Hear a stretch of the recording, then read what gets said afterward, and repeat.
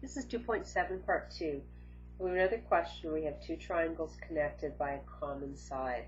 Your first step is always to look at both triangles and find the triangle that has two pieces of information. In our situation again, the left triangle has two numbers. Don't always think it's going to be the left triangle though. First thing to do then is to redraw that triangle that has two pieces of information. And this is a 34.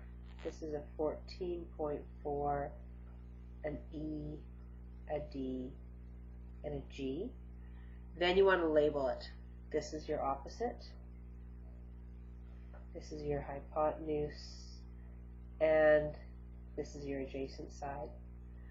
We also want to make up our list, as I call it. And our list always consists of two numbers and our question mark, that thing that we want to find. So we have a 14.4 for our list, and a 34, and something else. The 14.4 is our hypotenuse, the 34 is our angle D, and what do we want to find? When you have two triangles connected, you want to find the thing that connects them, and in this case what connects them is a side, and that's side GE. And in our triangle it's going to be right here, the opposite side. So let's call it X, and that's going to be our opposite side. Look at what you have in your list. You have a hypotenuse, an angle, and an opposite, and the formula for that is sine. So our formula is sine of A is equal to opposite over hypotenuse.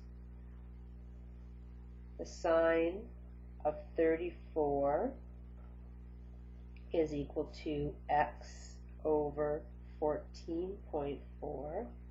The sine of 34 to 4 decimal places is 0.5592 is equal to X over 14.4. Our little trick is to put that over 1. Cross multiply where these two we multiply together equals these two multiplied together. So 1 times X is going to be equal to 14.4 multiplied by 0.5592. To 1 decimal place, we are going to get X equal to 8.1.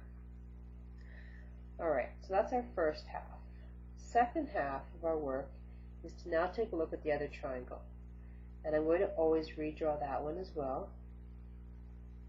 And that other triangle, we know that this is side or angle F, this is angle E, this is angle G, this is a right angle, and this is 9.6. Now, going back to what we just did, we found X to be 8.1, and X was this side here, or in our main diagram, 8.1 right here. So going back to our second triangle, we're going to call that side 8.1. Let's make our list. 8.1, 9.6, question mark, and we'll label our triangle. And what are we asked to look for?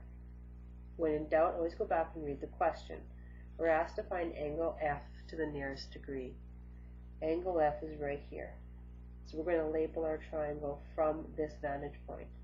This is our hypotenuse, this is our opposite, and this is our adjacent.